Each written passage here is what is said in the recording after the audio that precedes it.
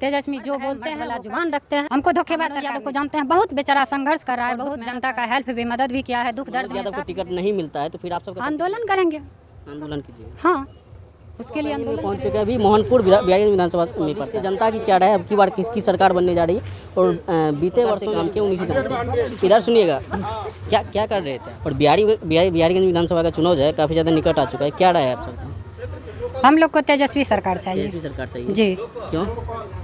क्योंकि तेजस्वी जो है गरीबी को हटा सकता है, तेजस्वी यादव बेरोजगारी को मिटा सकता है, महिलाओं के लिए योजना लागू किए हैं 2500 रुपया महीना।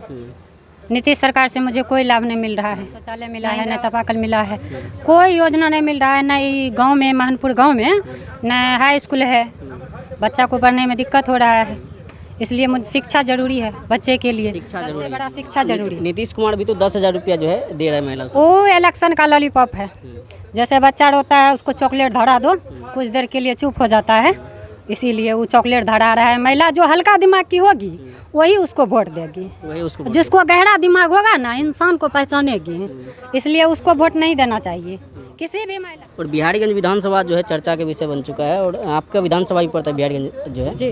तो यहाँ पर तरह तरह की पार्टी का जो है दावेदार विधायक हो रहे हैं, लेकिन यहाँ पर रेणु कुशवाहा एक मनोज यादव करके है, कैसा है वो? रेणु कुशवाहा को हम नहीं जानते हैं, नहीं जानते, वो अच्छा नहीं है विधायक, कभी नहीं आता है हम लोग को देखने के लिए, कभी नहीं। कभी नहीं हमको नहीं, तेज रफ्तार तेजस्वी सरकार चाहिए, वो भी तो आरजेडी, क्योंकि वो जो है जो बोलते हैं वही करते हैं। वो भी तो आरजेडी से ही चुनाव लड़ने वाली रेणु कुशवाहा। रहने दीजिए, उससे क्या मतलब है? निरंजन मेहता नहीं, उसको तो और नहीं वोट देंगे, उसको तो और नहीं, कभी मरलो लहास धरल रहता है तो कभी नहीं आता है दोगला देखने के लिए, उसको तो कभी नहीं हम वोट देंगे, कभी नहीं आता। कभी नहीं, मनोज जब तक जिएंगे तब तक उसको वोट नहीं देंगे। मनोज यादव भी कहते हैं इसमें। हाँ, मनोज यादव को दीजिए टिकट, बोलिए तेजस्वी यादव को देने के लिए, मनोज यादव को। मनोज यादव तो कई बार से जो 20 वर्षों से सुनने में आ रहा है कि मेहनत कर रहे हैं, बहुत मेहनत बेचारा कर रहे हैं। लेकिन उनको टिकट नहीं दिया जा रहा है, फिर नहीं। क्या कहना है आपका? मेरा यही कहना है कि मनोज यादव को टिकट दिया जाए। मनोज यादव जी, हमको नहीं चाहिए ये झूठाबाज अथी सरकार नहीं चाहिए हमको। ये मोदी जो है और ये पलटू चाचा जो है नीतीश कुमार, ये झूठ का खेती करता है।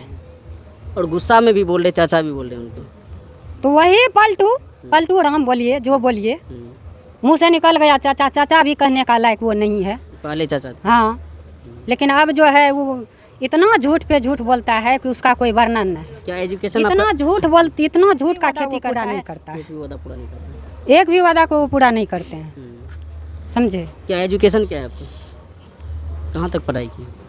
हम 9th तक किए हैं पढ़ाई। फिर आप इतना अच्छा बोल लेते हैं तो रोजगार भी आप कर सकते थे। जी, रोजगार नहीं मिला। महिलाओं के लिए रोजगार दे कहाँ रहे हैं सरकार, खाली बोलते हैं।